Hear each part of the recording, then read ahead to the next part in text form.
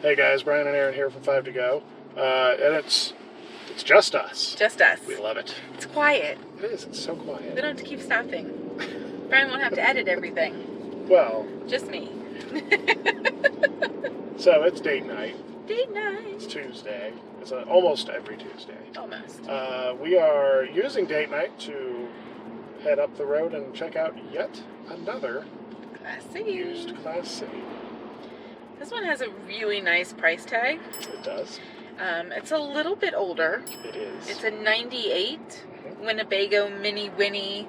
What did I say? 29 WQ. WQ.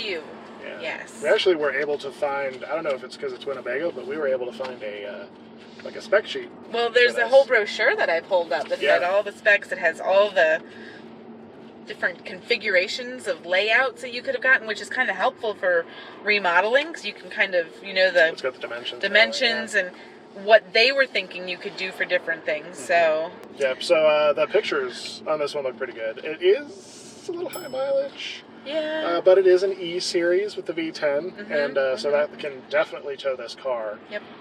No problems there. The one we looked at yesterday that ended up being a disaster Oh my gosh, so because of much all the water damage and stuff. One of the issues with that one is the towing capacity, like towing off the back of it. It was borderline okay to tow something the weight of this car, and I don't like to be borderline when it comes to towing things. Nope. So I like a good 10-15% buffer, if not 20%. So And how much can this one tow? that one One we're can going to look tow, was it almost I 6,000? think that's what you said. Yeah, it's So. almost 6,000, which is way more than this car weighs. Okay. The layout is very similar to the one that we saw yesterday. A lot of them are From size. yeah. Yeah, around that 30-foot mark. So, Yeah. and some of it has already been painted, and he has a new floor that's down. Right. Is that this one where like they put a new sink in the bathroom and it's like a black? It's black. Oh, yeah. okay, that's this one. Yeah. I liked and the floor looked good. Yeah, the floor it looks like a faux wood laminate kind of thing. Yeah, the modifications and stuff in the photos looked like they were done good. well. Yeah. So we'll see. The cabinets in the bedroom and in like the living room and stuff haven't been painted yet or anything like that, but there's been some upgrades. It's a 21-year-old rig, 22-year-old rig, so The price is right. The price is right, and if the bones are good and we can work with it, and there's no water damage, because that's key.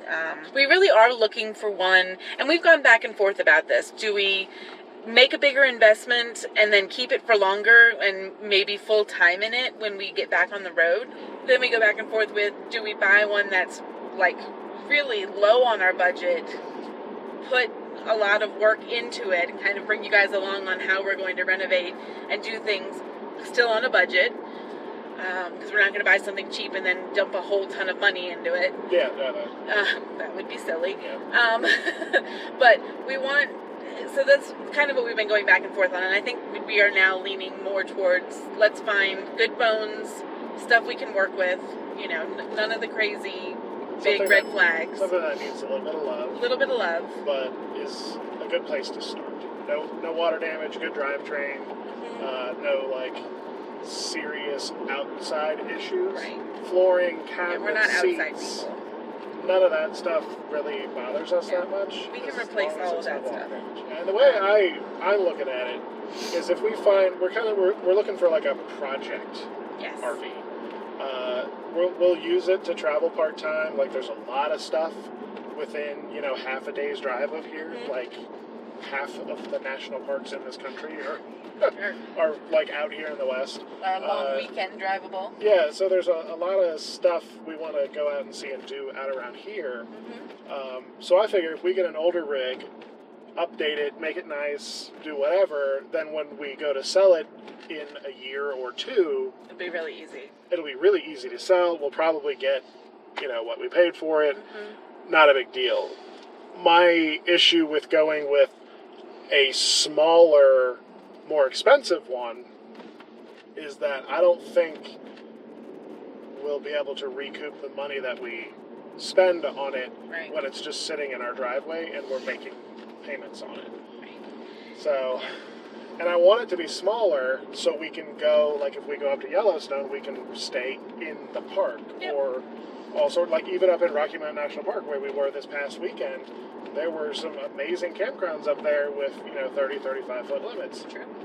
So if we were going to get something now that could also be a full-time rig, I think it needs to be bigger than 30 feet. Yeah.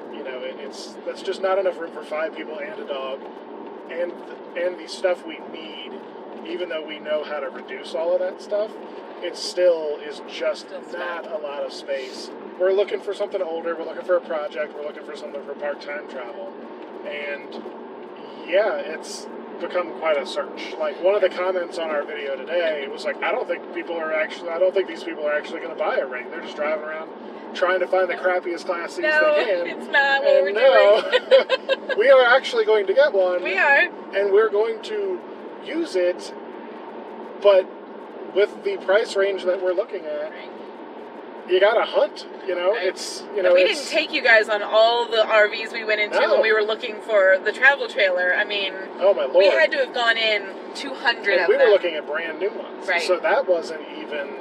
That's easier because everything was... Yeah, so they don't start with water damage, Right, hopefully. hopefully. Some of them, actually, Yeah. some of them have. But, yeah, that was totally different. So we're not getting anywhere near the numbers of... No, well, and we're very specific with what we want with this one because we do have a smaller budget, because we're part-timing. I mean, the size and our floor plan requirements pretty much... Right. Knock out a lot of different things. Knock out a ton of stuff. Right. And we want to be safe. You guys watched our safety video, and that is, very high on the list, too. To speak to that a little bit, we are planning on towing this car with whatever Class C we end up with. We did kick around the idea of trying to find maybe an older Class A, and then Aaron just drives separate with the kids. Like Tara could ride with me, and then Aaron and the littles would drive in the car or the van or whatever behind me. But when looking at Class A's, yeah, we can find some in our price range. There's not enough beds. And are under 30 feet, because we still want to a lot of the older Class A's that have enough beds for the 5 of us, they have the kind of like bunk beds in the hallway. And they're like and 36 those are feet. way over 30 feet. So we know there are newer ones, like I think Forest River, like the FR3s that we see everywhere. I really like those. And they have, the motorized bed that comes down in the front. But that really is not in older models. It's kind of a newer, maybe last 5 or 6 years. We have found some really old ones that do have the beds, but they're really big. And it's just, there's lots of boxes we had to check off. And some of you have even asked, why haven't we just decided to go with a 5th wheel? Well, because they're huge and we're not full-timing. But when we do go back to full-timing, I'm pretty sure that we've decided we're going to get a 5th wheel. We'll see. I am not opposed to... I think we'll like the motorhome style travel. But if you have to drive in a separate car, it's kind of... One of the reasons I'm actually kind of leaning towards, a moderately sized, like Class A for full-timing next time is we're not going to be traveling as thickly.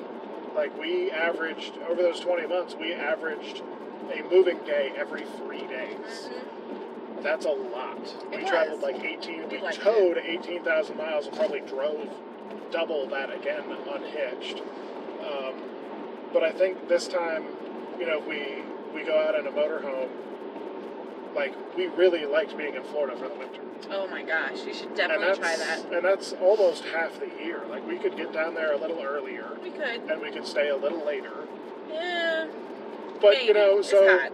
And down there, between the 2 parks we stayed at, it was, 10 miles every 2 weeks? Yeah. That's not a lot of driving, so the really crappy miles per gallon, not a big deal. Not putting a lot of miles on the odometer for eventual resale, that's not a big deal.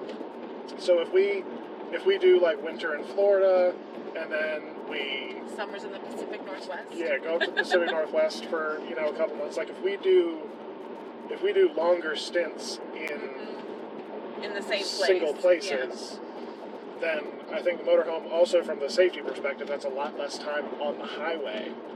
True. So that's kind of our thought process on what's going on right now. So we've pretty much, I think, narrowed down what exactly it is we're looking at and why.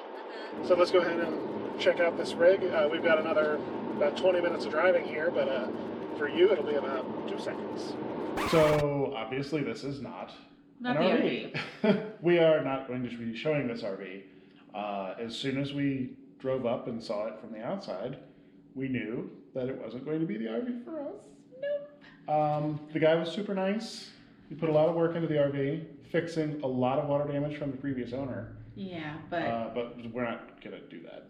No. So the price was way much too right, but actually still too high. Yeah, all those red flags we were talking about earlier, all existed. Yeah. In this RV. Yeah, there's pretty much an infinite number of red flags on this RV. Yeah. So that one's not for us, and we're gonna keep looking. Yep. And we have an interesting idea coming up in the next episode, where we're gonna look at an RV in a place that we never thought to look before. So stick around and find out what that's all about. See you in the next episode. Bye, guys. Bye.